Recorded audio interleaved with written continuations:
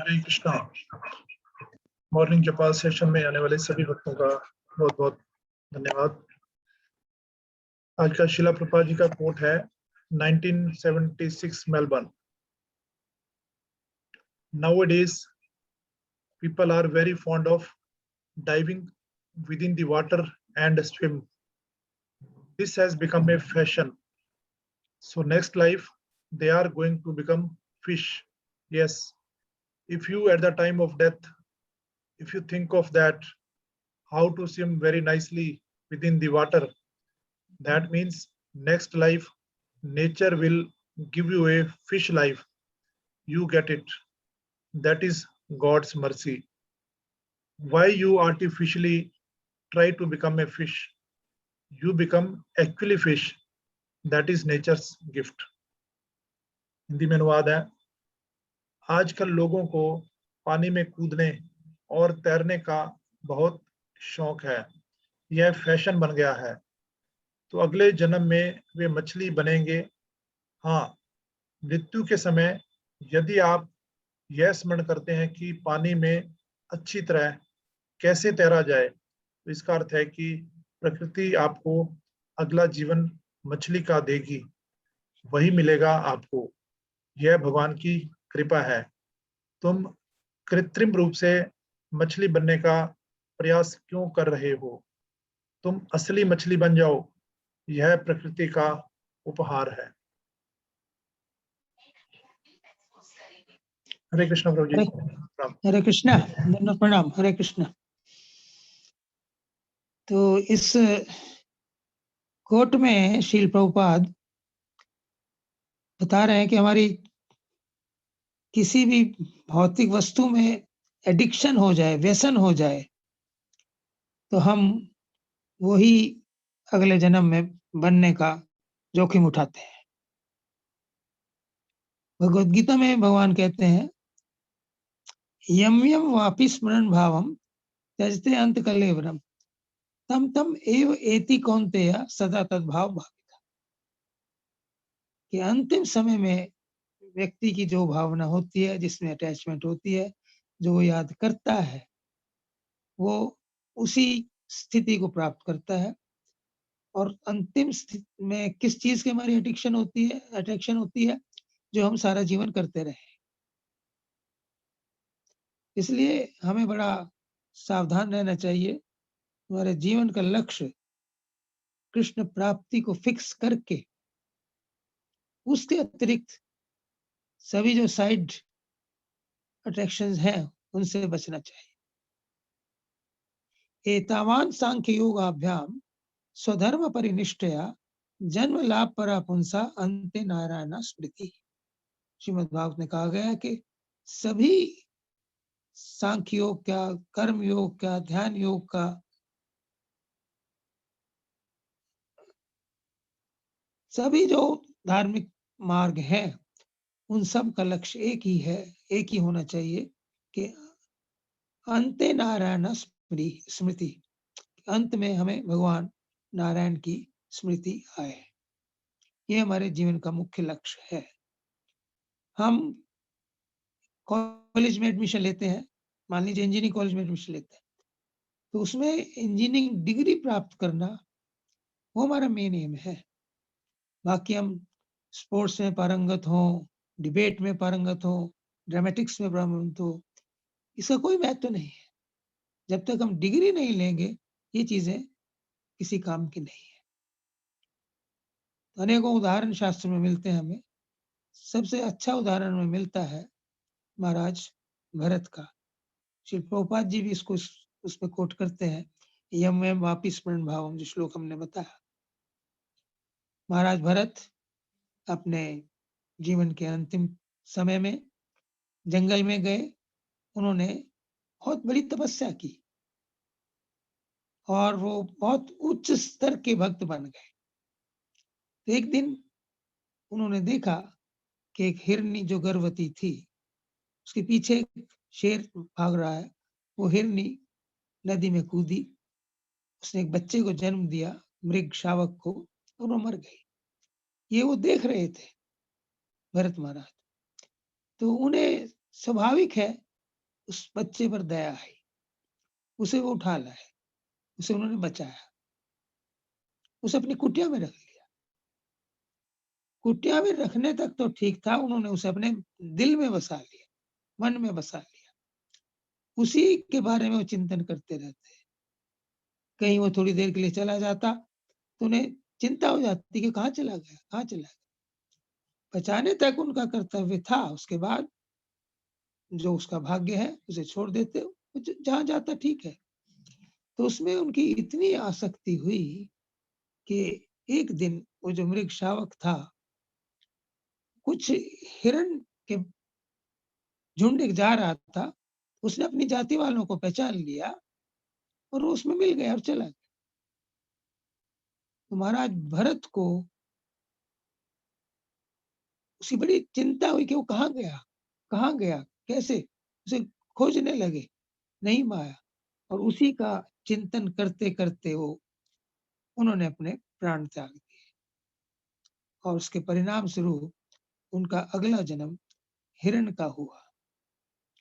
लेकिन क्योंकि एक भक्त रहे थे वो, उन्हें अपनी पिछले जन्म की याद बनी रही और वो उस हिरण में भी किसी भी प्रकार का पाप करने से बचते रहे। वो सूखे पत्ते खाते थे, हरे पत्ते भी तोड़कर नहीं खाते।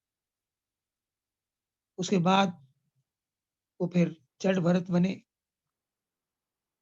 ज्ञानी थे, पूरा ज्ञान उनका बन रहा। पॉइंट ये है कि वो उन्हें हिरण बनना पड़ा। तो इसका एक तो हमें शिक्षा ये मिलती है कि हमें हमारा जो मेन ध्येय है, उससे नहीं भटकना चाहिए। हमें भगवान का ही एडिक्शन होना चाहिए। We should be addicted to Krishna. हमें भगवान के नाम लेने का व्यसन होना चाहिए। नियम नहीं होना चाहिए केवल, व्यसन। जब भी हो भगवान का नाम लें। हरे कृष्ण, कृष्ण कृष्ण हरे हरे, हरे राम, राम राम। और दूसरा हमें इस भरत महाराज के जीवन से शिक्षा मिलती है कि हमें कभी अकेले भक्ति नहीं कर सकते। यदि उस समय भरत महाराज के पास कोई भक्त होते, कोई डिवोटीज होते और उन्हें वो देखते कि इनकी जो आसक्ति है वो इस मृग शावक में बहुत अधिक बढ़ रही है, तो उसे सावधान करते और फिर उनको ये कष्ट न भोगना पड़ता कि अगले जीवन में उनकी मृत्यु उनके जन्म मृत्यु के बाद उनका जन्म एक हिरण की योनि में हो। इसलिए हमें सदा भक्तों के संग में रहना चाहिए। अपनी भक्ति करते रहना चाहिए, भक्तों के संग में रहना चाहिए। यदि हम सीरियसली भक्ति करते हैं और किसी कारणवश हमारा भक्तों का संग छूट जाता है, तो भगवान हम पर कृपा करते हैं। श्री प्रभुपाद जी के एक भक्त थे, हयग्रीव। वो इंग्लिश के प्रोफेसर थे। प्रभुपाद जी को मिले। प्रभुपाद जी ने अपनी ग्रंथों की जो मैन्युस्क्रिप्ट हाथ से लिखकर बनाई हुई थी, वो इंग्लिश के प्रोफेसर से। तो एक दिन उसने पूछा, Swami ji, can I do something for you? उन्होंने कहा, हाँ, तुम इंग्लिश के प्रोफेसर हो, मैंने जो मैन्युस्क्रिप्ट लिखी है उसको तुम टाइप कर सकते हो, उसको एडिट भी कर सकते हो। उसे दे दी। उसने बहुत सेवा की, अनेकों प्रभुपाद जी के ग्रंथों को टाइप किया, उन्हें एडिट किया। कई साल वो रहा इस्कॉन में, लेकिन प्रभुपाद जी के रहते हुए ही वो भटक गया, भौतिक जगत में चला गया। और प्रभुपाद जी उसे हमेशा याद करते रहते कि where is my Hayagriva, where is my Hayagriva, मेरा हैग्रीव कहाँ है? प्रभुपाद जी को लोग चले गए। उनके कुछ साल बाद उस हैग्रीव को कैंसर हो गया और जब उसे कैंसर हुआ तब उसे भक्तों की याद आई। वास्तव में हमारे सच्चे हितैषी भगवान और उनके भक्त ही होते हैं। तो वो फिर एक न्यू वृंदावन टेम्पल वहां पहुंच गया अपने अंतिम समय में। भक्तों ने उनका स्वागत किया, उनकी देखभाल की और उन्हें फिर से भक्ति में लगा। जब वो डेथ बेड पर थे तो निरंतर उनके चारों ओर हरिनाम संकीर्तन करते रहे, ताकि अंत समय में उनकी जो चेतना है वो कृष्ण में रहे। तो भक्ति कभी निष्फल नहीं जाती। कि भक्तों का संग बहुत महत्वपूर्ण है। भगवान भगवद गीता में बताते हैं, अंत काले च मामेव स्मरण मुक्त्वा कलेवरम यह प्रयाति समद्भाव याति नास्त्यत संशय। कि अंतिम समय में जो मेरे को याद करते हुए अपना शरीर त्यागता है, निश्चित रूप से वो मुझे प्राप्त करता है, इसमें संशय नहीं है। तो हमें, और ये हम तब कर सकेंगे जब हम सारा जीवन भगवान का नाम लेते रहेंगे। प्रभुपाद जी ने जो हमें मार्ग दिखाया है कि हम भक्तों का संग करें, भक्तों के संग में रहें, हरे कृष्ण महामंत्र की मिनिमम 16 माला का जप करें, सेवा करें, अपने परिवार को भक्त बनाएं। इस प्रकार से हमारी जो चेतना है वो कृष्ण में रहेगी। और फालतू के कामों में, जैसे प्रभुपाद जी इसमें कहते हैं कि हम उसे इस फिश की तरह तैरने में उसके इंटरेस्ट था। कईयों को कुत्ता पालने में होता है, बिल्ली पालने में होता है, उनकी अटैचमेंट फिर उनसे बहुत हो जाती है। इस तरह के जो डिस्ट्रैक्शंस हैं उनसे हमें बचते हुए केवल भगवान के भक्तों का और भगवान के नाम का संग करना चाहिए। यदि हम ऐसा करेंगे तो निश्चित रूप से हम भगवान को याद कर सकेंगे। और यदि किसी कारण अंतिम समय हम भगवान को याद नहीं कर पाते, तो वराह पुराण में कहा गया है, यदि वातादि रोगेन मद्भक्ता माम न च स्मरेत अहम स्मरामि मद्भक्ता नयामि पराम गति।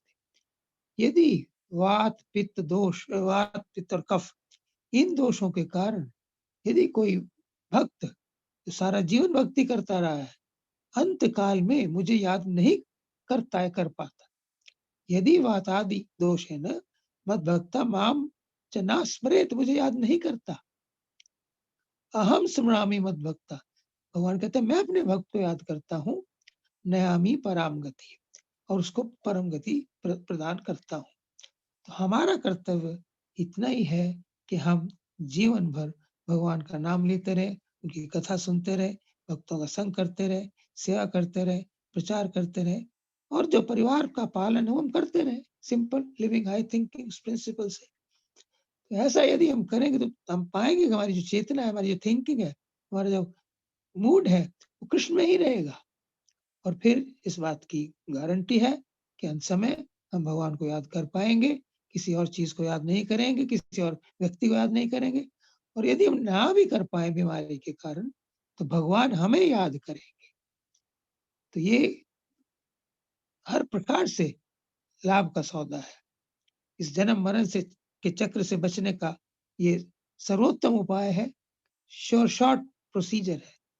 तो हमें प्रभुपाद जी की कृपा का लाभ उठाना चाहिए, और जो फालतू के शौक हैं उनसे बचते हुए हरि नाम में, भक्तों के संग में, हरि कथा में अपने मन को लगाना चाहिए। हरे कृष्ण, धन्यवाद, thank you. Hare Krishna, thank you very much प्रभु जी।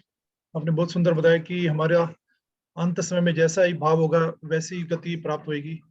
इसलिए हमारा भाव हमेशा कृष्ण में बना रहना चाहिए, ताकि हम अंत समय में भगवान के धाम जा सके, जो कि हमारा लक्ष्य है। Thank you very much Prabhu ji. Hare Krishna. Thank you, Hare Krishna.